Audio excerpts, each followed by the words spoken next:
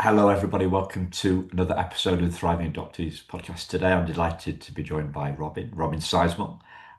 So looking forward to our conversation today, Robin. Oh, Really. thank you. Thanks for having me. You're welcome. You're welcome. Listeners, last time Robin and I spoke, uh, I didn't have a call after that conversation, and we were on for 1 hour, 55 minutes. So we are restricted today. It will just be like an hour, but hopefully just as much fun. So Robin is in North Carolina. She's the executive director of Nightlight Christian Adoptions. She is an adoptive mum through two kids adopted from. Uh, Now then, I've forgotten Bulgaria. No, close, close. Both born in Georgia. One's Armenian and one's Georgian. Yeah, Yeah, both born in Georgia. Yeah, okay. yeah. Sorry, I should have. No, no. I should have looked back at my notes. And you also describe yourself as half adopted. Yes, So, can you explain what that means? Because the listeners yes. might like to hear that. So my mother was 21 when she learned she was pregnant and single, and and that was in 1964, and it was quite socially unacceptable to be single and pregnant. And much to no surprise at the time in the period, she was kicked out of the family and left to fend for herself. But, fortunately, as I guess I was 4 years old, and my dad, whom I call my dad, adopted me right after they were married. And so I had a life before having a dad and a life Yeah, as an adopted daughter. But yeah. yeah, fascinating. Yeah, because the listeners, the reason there is this Thriving Adoptees podcast is because of a lady called Sammy who was adopted by, by her dad as well, right? So it's one of those strange kind of kooky coincidences. So, but I guess half adopted, but we don't want to talk about 50% thriving here today. We want to talk about Sure. 100% thriving. So, what does thriving mean to you, Robin? Well, for sure. I mean, I have a really positive outlook on, I guess, my personal history. Quite, I would say, resilience. That social stigma never impacted me. Were there moments? Sure. I the first time I was called an illegitimate bastard, I didn't even know what that meant. But my mom was such a strong woman and confident, and she explained it, and never once did she keep anything from me. And not knowing my biological father until later. And so I've always had a really positive outlook that I was fortunate to have a dad who, this was his second adoption. And yeah, I would say that it's enabled me, I think, to be a really good parent to our two adopted children. And also that, that there's more to the story than many people really do suffer with lack of resilience and hurt and abandonment. I don't have that. I've never had that. But I would say that's a direct result of how my mom really gave me the love for four parents, 10 parents. It was Yeah, good fortune for me. yeah, Yeah. yeah. It's kind of humbling when we feel the luck. Yes. Yes. And, my life would not be where we are today if I'd had a different experience. I'm most certain of it. Um, that adoption is normalized in our family. As an adoptee, growing up in that, which I never even could give two thoughts about really, but because the love was there and I was able to receive it. That's the important thing, I think. But that I wouldn't be so passionate and have this opportunity. And I do consider an opportunity and a privilege to be able to serve other children and families and hopefully provide a lot of education and support that will enable their families to also thrive. Yeah, we talk a lot about giving love and loving on others. Yeah. We talk, I think in society, we talk a lot less about receiving love. Yes. So what's that? What's that about for you, receiving love? Yeah. I mean, I certainly have a stark contrast with, my daughter, which I have full permission to discuss. But, you know, um, just having the experience of being parented and like what I've discussed, that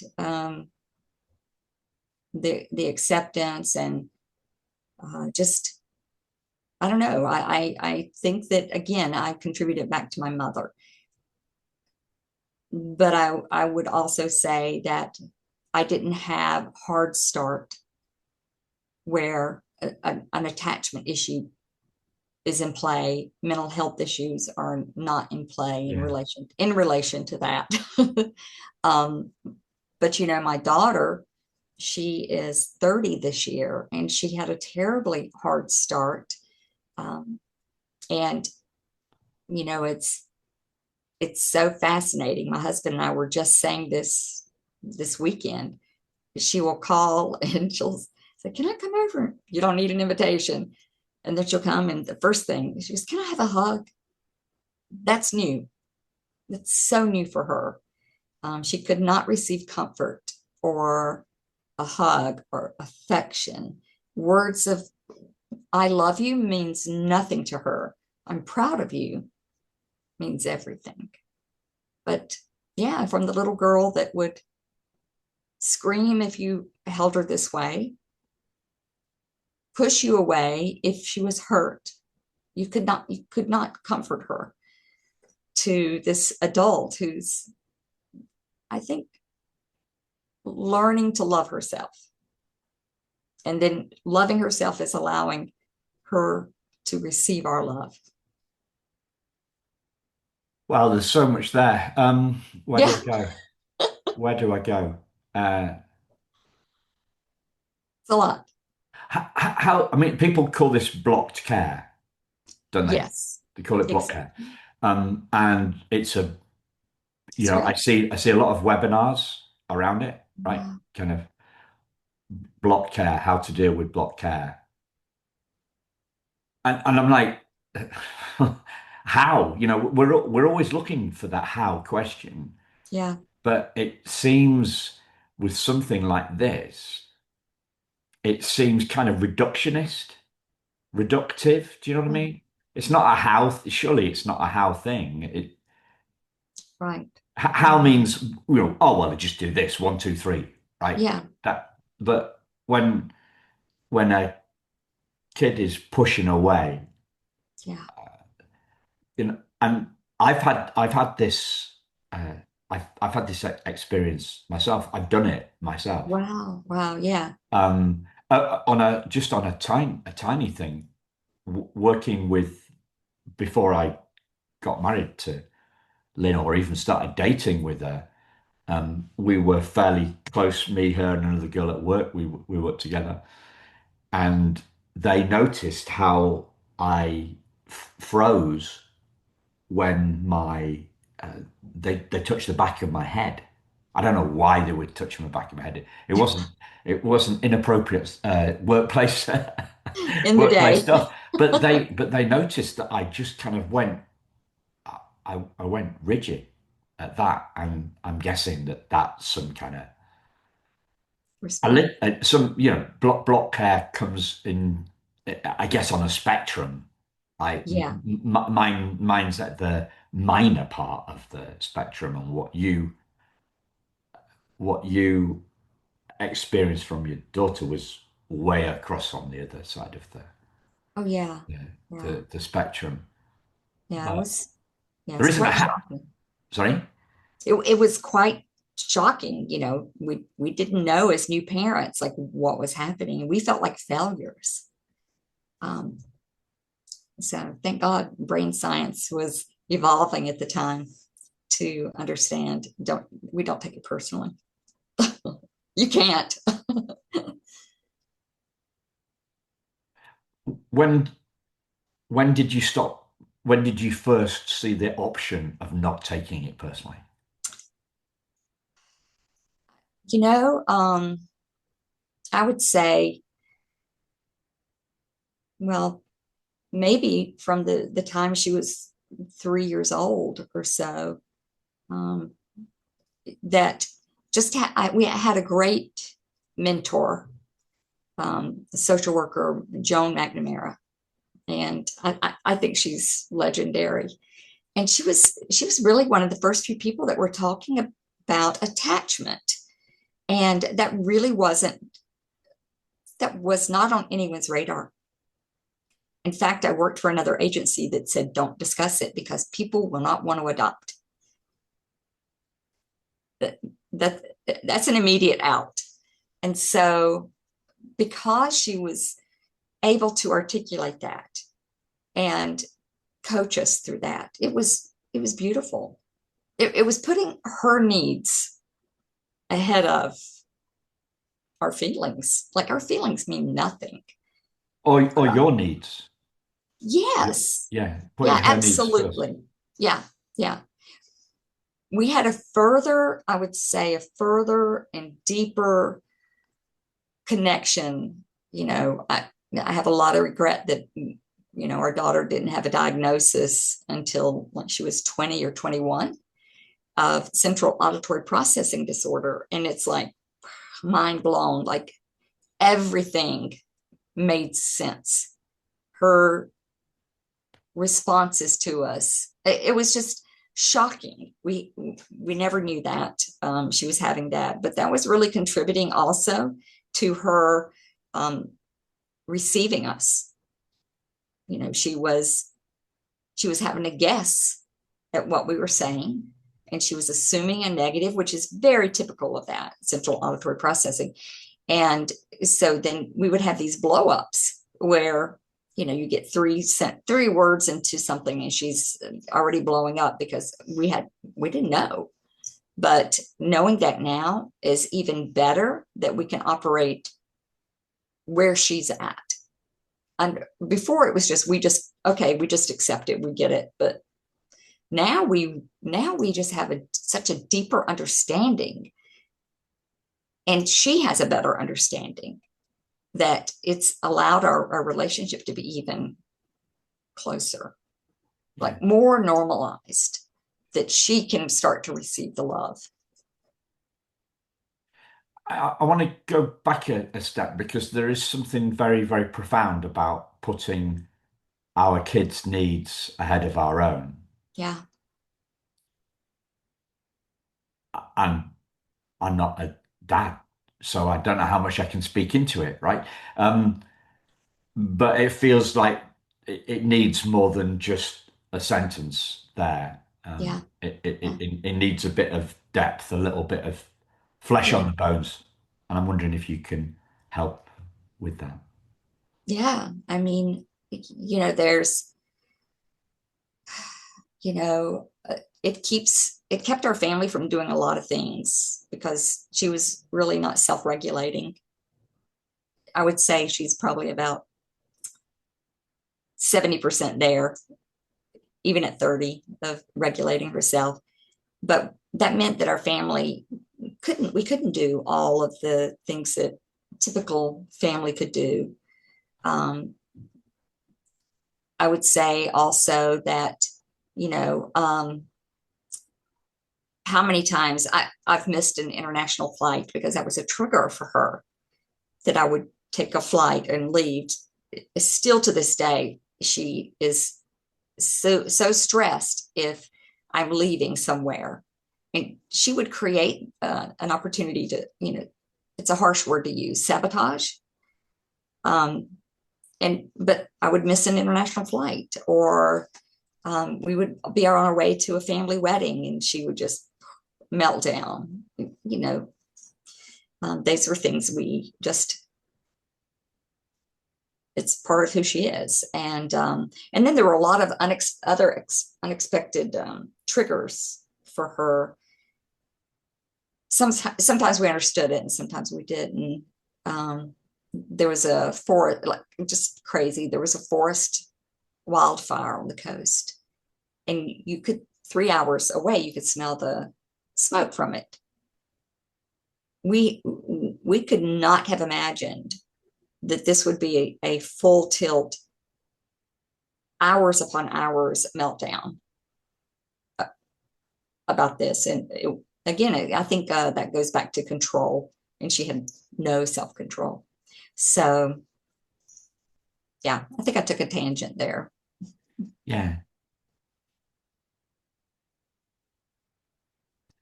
Yeah, You, it's a lot. you talked about not taking it personally, Yeah, and this social worker sharing information with you yeah, that allowed you to not take it yeah. personally. Hmm. Yeah, and that was the time when people were doing, you remember the holding therapy? Do you remember that? That didn't No, make it to the UK. I'm Thank not God. sure. I'm not sure. We're not parents, so we wouldn't. It wouldn't be on our radar, I don't think. The archaic practices that, where people were just reaching for. One of them was called a holding therapy, and that was really big at the time. And I just could not subscribe to that. It's where you hold a child through their like panic and trauma, but you won't let them go. You hold them even tighter. Wow. I mean, that was so detrimental to children. And I never could subscribe to that. Another Well, was, if they didn't want to be touched, right. Yeah, that would be akin to throwing a snake on me. Like, done. It just tapped into their most primal pain. Just it was tapping into that. I just couldn't at all. Another thing that, remember the Farber method? Maybe someone's talked about it. Again, Americans, I think we're crazy. We just reach for all these solutions. And the Farber method was to let your baby cry it out. yeah, I heard about this. Yeah. I, I couldn't think of a worse way to facilitate attachment and bonding. And so Joan was like, she was the voice of reason in all of this, that could say, like, that's a terrible idea. What it taps into, she's already abandoned. Why would you? And I said, okay, I'm not a bad mom to, like, people would make you feel like a bad mom because you would like hold them if they want to be held, not hold them even when they look like they want to be held, they don't. The crying, let them cry to sleep. That we wouldn't do that. We never would do that. I mean, what does it matter if we get sleep? I mean, it doesn't, that's nothing to her needs. So, But yeah, that's back to putting her needs before yeah, yours. yeah, absolutely. Yeah. Is it easy? No. I would say that also her brothers, a bio baby surprise, so little Yeah. brother and her our middle child, that they too like made many sacrifices, and they have had a deep compassion and empathy for her, which I wouldn't have expected. She didn't earn that from them. I mean, what do they have? They're not parents, but yeah, that was what they lost, and what we couldn't do was hard enough. The things that she did to them, she just has total regret and sorrow about this. And the boys, maybe most kids would hold a grudge or something, but they don't. They, I hope that um, they could see that it wasn't, it wasn't about her being mean to them. Yeah. The word that's coming to mind is capacity, Yeah. Yeah. right? It's your capacity and their capacity. Yeah. It's probably because I've heard it from another um, another person I've interviewed, perhaps another adopted mum, that it's about growing our capacity to not take our kids or our sisters' trauma Yeah. Yeah. personally. Yeah. Um, so what grows that capacity? That's a good question. I mean, are we born with that, that we are just predisposed to have that? I don't know. Um, I don't know that we'll ever have answers to so much, but I can say that there have been times when people have said, "Oh, you need to, kick her out of the house, or just disown her." And I, What I makes people think that they've got the right to say that stuff? true. And would they do that? And would they do that to the biological child? And if you would, you're still a weirdo. You're a terrible person. Maybe people that dissolve Well, their adoptions maybe didn't need to be the parent anyway. I'm okay with that. But she's ours. It, I just couldn't imagine. But there are families that dissolve their adoptions, and I will tell you, the minute somebody says to me, like, I don't think I want to parent this child, please don't. They deserve better. And they typically get better. So I'm not an anti-dissolution, but that was not an option for our family. Not It was absolutely never going to be an option for our family. no. So Does the knowledge that you gained increase your capacity? That must be a factor, is it? yeah, I That must do. be a factor, is it? Sorry, should I be? No, it is. It is. And I think also my husband had a, very easy childhood, and, he didn't have any trauma, so to speak. And so he wasn't bringing baggage into anything, because that parents, if they have baggage, that's going to be a trigger for them if they haven't resolved it. Yeah, Um, yeah. and I've so, yeah, I think so. I've heard that from uh, another adoptive mum who runs an agency, and I still say the line. And it was 8 years ago since I did the interview. She said that raising adopted kids is about unpacking our own baggage. So true. So, and it's in keeping with the capacity um, Yeah. metaphor, isn't it? Right. So Yeah. we unpack the emotional baggage. Yeah. Right. Here's one for you. Here's another step further on this because I've been thinking about this. Well, we can unpack our own emotional baggage. Yeah, for sure, for sure. But we're not the contents. We're the suitcase itself. Right? We're not. We are inherently free. Yeah. Our true self is inherently free of that Yeah. baggage. Yeah. So Yeah. we can go rooting around.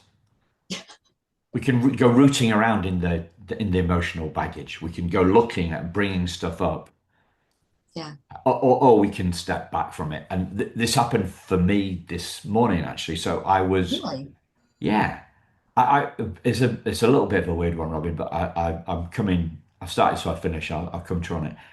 I I I use ChatGPT, and I sometimes ask it to kind of coach me A and jumping off point. yeah, it's a jumping Yeah. off point. I ask it to coach me and almost therapize me, right? So I've just seen this, what do you think of that? And I kind of play around with it. But this morning, it just kept me rooting around in the weeds. Really? Yeah. it just wanted to ask me another question and another question and another question, but it was all, and I was like, no, we're going, we, we, Too deep in the we're sticking in the weeds. We're in the yeah, weeds. We yeah, need to draw back, you know, yes, to see our capacity. yeah, I need to see my capacity. I don't want to go, like it was like you the our thoughts take us on a merry-go-round, yeah. right? And sometimes it's just time to get off. It is, and you know, also a hard thing for a lot of people to hear is talking about the baggage. My sister and I were sexually abused by another family member, a cousin. And, you know, I was able to get the treatment and therapy needed, but my sister never did. Um, she has different coping mechanisms, but I think like that experience opened me to knowing that it's a resource and a tool to access mental health services and treatment very early. I mean, you can be an infant and there's still mental health care for infants. Um, but that baggage, I see sometimes in our adoptive parents, they don't disclose it to us. And something will happen 100%, when there's been undisclosed sexual abuse or trauma or something like that, there's blocked care. That that will keep uh, a mom from or a dad sometimes from giving the child what they need, being able to do the therapy needed because they haven't dealt with it themselves. Yeah. Yeah. People talk about dealing with it. You talked about dealing with it. People talk about resolving it. Um, Yeah. I don't really know the next question. Yeah. I would say that's part of the resilience and capacity building that I mean, no child should ever have to experience that, but I won't look at anything negative as something that later benefited me in life. And I think that I hope that our children have seen this and we've modeled it that, you can take a left turn, but it doesn't determine where and how Yeah. you're going to thrive or not. So is kind of what you're saying that the abuse helped you, the abuse and the therapy after the abuse helped you see your resilience. Is that what you're saying? Yes, absolutely. Um, and I had a contrast to that where my sister did not, Yeah. and she struggles with a lot of things that could have, you know, maybe have changed a trajectory of her life, her happiness for sure. Um, but and that definitely opened me up to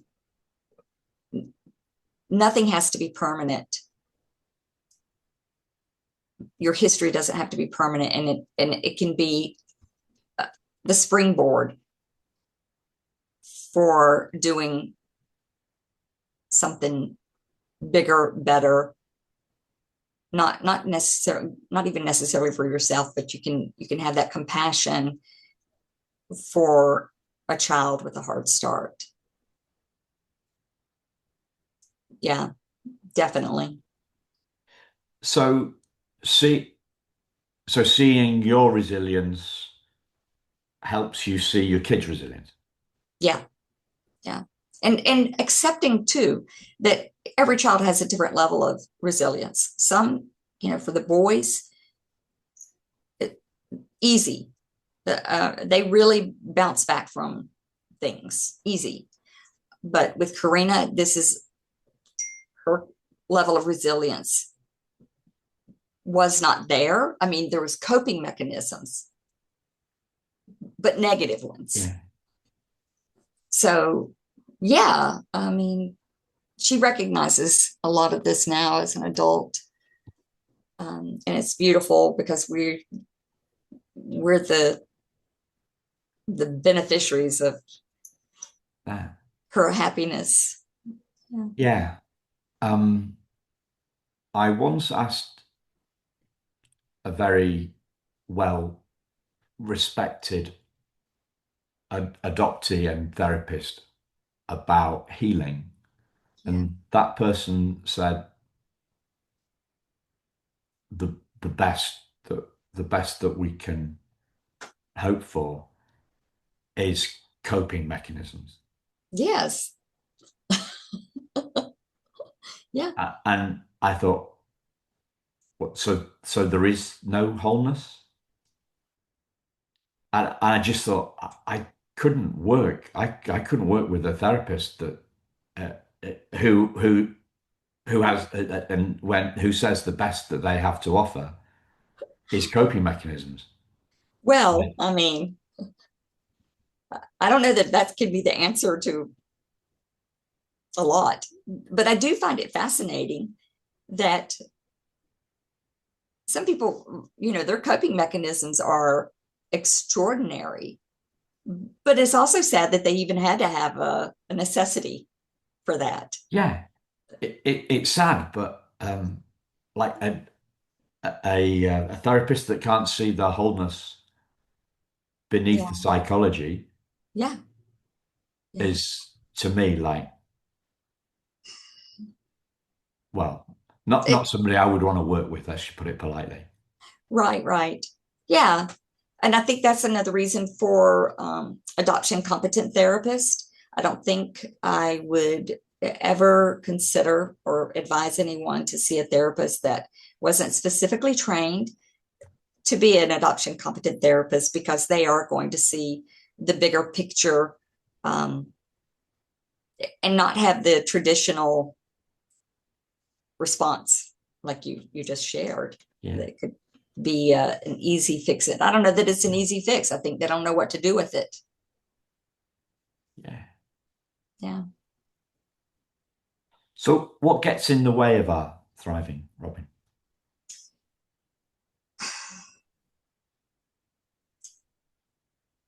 I I think there could be a lot of things that could get in the way of that. I mean, we've talked about people's own baggage with the blocked care. There could be a lack of support, or access to mental health services. Um, it could be their own like developmental capacity as well. They might not have the emotional IQ, um, to process things. They might not have anyone to process it with. Like the whole world of adoption, if someone's not in it, they have easy cliche things to say. It's not helpful. Um, so I think when people don't have support or the capacity, they might not have the capacity, and that's not on them. It is what it is. I think that can impact an ability to thrive. There's many things that could keep you, but to me, top of mind, I would say those are significant Yeah. contributors. Yeah. What about the fact what about a therapist that doesn't think you that you can be whole, Yeah. sees no wholeness? Yeah. And maybe prescribe a medication. And yeah, I think I agree. And there are so many there, so many. I just wish they had a therapist that practiced in that way. I wish they had. I think there's an ego there that They don't have the answer. And there's not always an answer, but you have to be good with that too. You just have to be there and be present um, with them. Be meet them where they are. So many times that's I think a very difficult thing. And they don't. I think the traditional practices in education wise, when they're getting their degrees in psychology, social work, they're not even addressing this. They may have a day where they cover it. So no one's being trained. And they may not have any personal experience, or their personal experience was not positive. So yeah, I think that absolutely can keep one from thriving. Yeah. So one of the things that I'm seeing more and more is this golden thread, right? So if we center on the child, right? So we Yeah. want the adoptee to thrive. For the adoptee to thrive, the parents have to be thriving. For the parents to thrive, the the professionals that support those parents, they need to be thriving. And for the professionals to be thriving, their leaders need to be Yeah. thriving, right? So there's like a golden thread here, right? So how do you see that and the friction points along that golden thread or the blockages along that? Yeah, the blockages. I mean, and we've had our share of, you know, poorly informed and unpracticed, perhaps, therapist. And I think it can lead a family down a very, maybe dangerous is too strong of a word, but it can lead a family to maybe not do the not do the best or worse for the child. You know, I would an example maybe would be to hospitalize your child.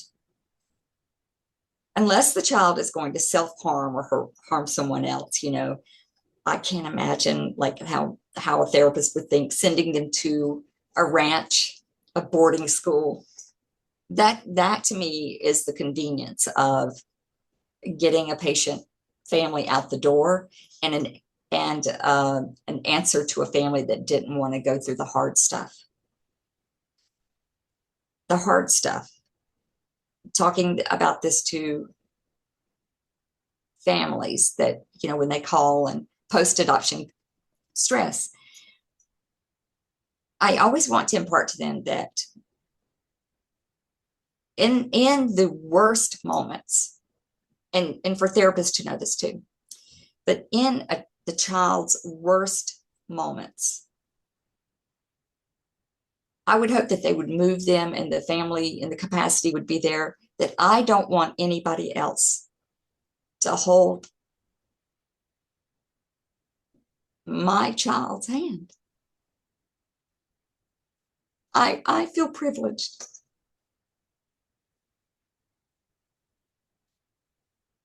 Yeah. I don't trust anybody else. Yeah. Yeah, But so many times, therapists, they just give the wrong direction, and families that are ready to dissolve are eager and waiting sometimes to hear that, rather than do the hard work and not take it personal, and get themselves to a place where they can um, unconditional love as they would and should for any child, any child. But in their hardest moments, that's when they need you the most. Therapists don't always get that.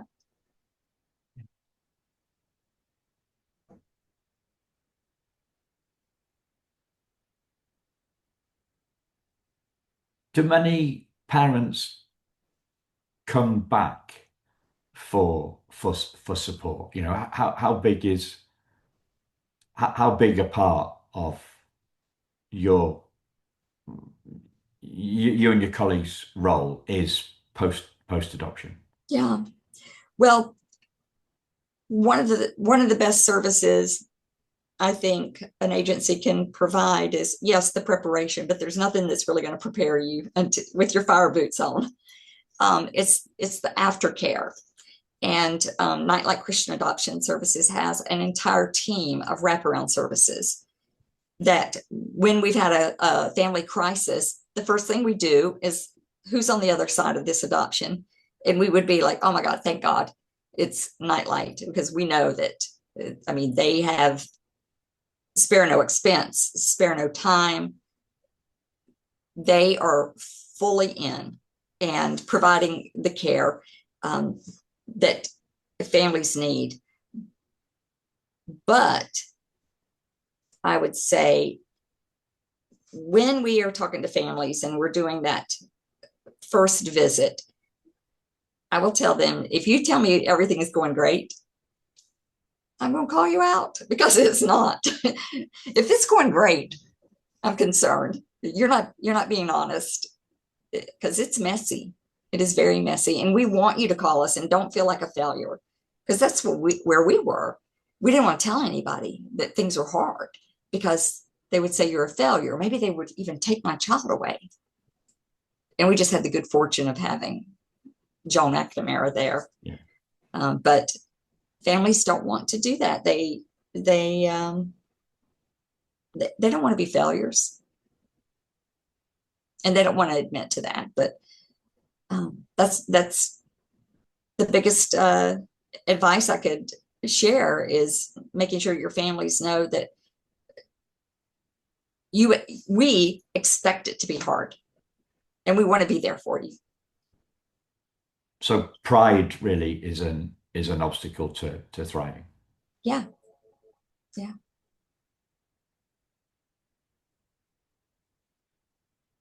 So how do we overcome that? Where is it humility? Like, do we have to see our humility? What? Yeah. I don't know that all parents are open to this, but you know, on our side, if you will, we'll have you sign an agreement and a contract that you are going to access services and reach out to us if you're considering a dissolution or a disruption.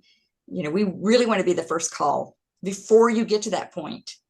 But there's going to be families. You know, we had a family who had all these positive, post reports, and we find out later that they made a dissolution plan.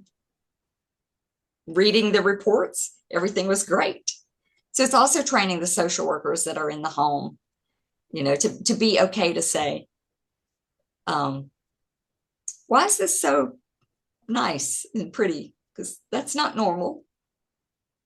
I mean, who brings a child into their home with a hard start and says everything's great? I'm not sure. I don't know what they could say about that. Yes, there's a honeymoon period, sure, but yeah, because I don't know. I think having agreements and contracts are sometimes more persuasive. And then reminding them on a monthly basis. They're still getting emails and free education courses and support groups, but they do have to avail themselves of it. Does that sound harsh to you, to have like an agreement before you go into the adoption process? We want them to really know that we're expecting it to be hard. They should know. Yeah, well, it goes to the care, the kind of the duty of care, and I'll just say this because I'm not pointing. Obviously, I'm not pointing a finger at you here. So people ask me about the difference between adoption in the UK and in the US. Well, one of the main differences is that uh, the the government, well, well, I could get into too many of them. The biggest thing, let me stick to my guns, right? Stick to the one thing, right? In the UK, um, the the adoptive parent doesn't pay. The government pays for the adoption. And one of my theories about that is that means that it's down to suitability is more important than Yeah. money, Yeah. finance. So, yeah, suitability rather than bank balance is the thing. And so one of my when I see when you talk about uh, the contract and that's built in, I think it's a good thing. I think it's a good thing because otherwise like we're mixing in, we're in danger of salesmanship, Mm, mhm. expecting toughness isn't, Yeah. expecting it to be tough, telling adoptive parents is going to be tough. It is not salesmanship. Telling everything that it's plain sailing and these rainbows and unicorns. I mean, we have I think we do have a challenge in the adoption world is, as a friend of mine says, pendulums have a habit of swinging the wrong way. Well, they always swing too far, and Yeah. we've gone from rainbows and unicorns to a trauma obsession, and Yes. and neither of those extremes are No, no. right. Well, and I would say, in we have the foster to adopt Yeah, practice here, yeah, and all of that is paid for by the state. But the state is so stressed with so many children in foster care without an ability to even find a foster family, sometimes much less an adoptive family or termination of parental rights. And I have a deep concern that there's a financial motivation for some, not all, but some foster families that, you know, they have no, we would call it no skin in the game. Do you have this skin in the game? yeah. We know that. Yeah. And I, I, I would like to think that the more vested a family is, that, it's not an easy process. It can be 5 or more years of an opportunity for them to back out and say, this is not for us. So that endurance and tenacity through for international Yeah. adoption, I think serves it well. Yes. Yeah. Yeah. And I think putting people off Mhm. is preferential to Yeah. having more Yeah. dissolutions further down there. Like, Yeah. let's be upfront. Let's put people off.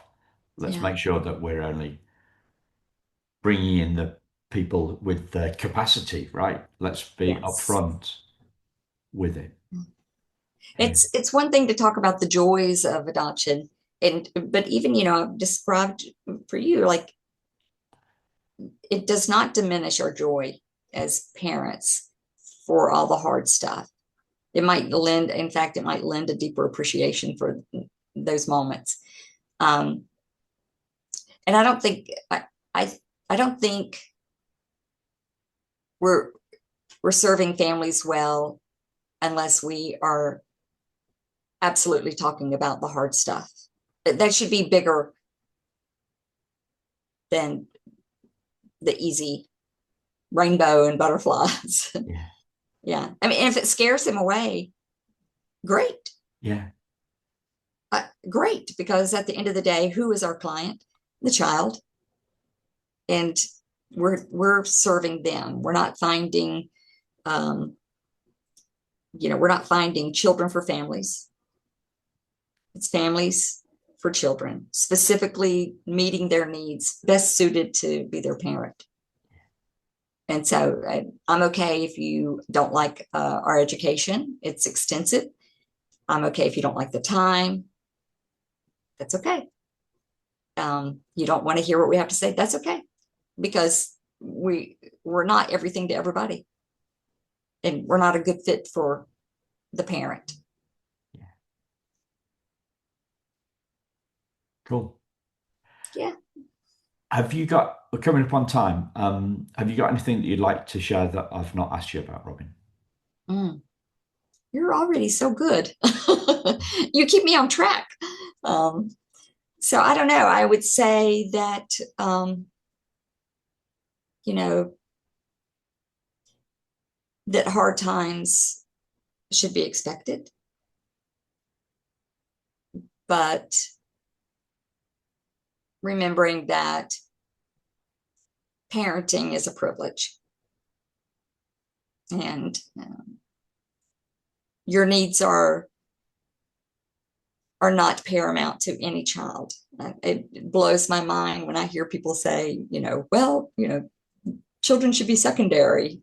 You know, no, they really do have to be foremost. So, yeah, I hope that families will consider adoption, and if they get into it and it's not right for them, Yeah. don't be beat up.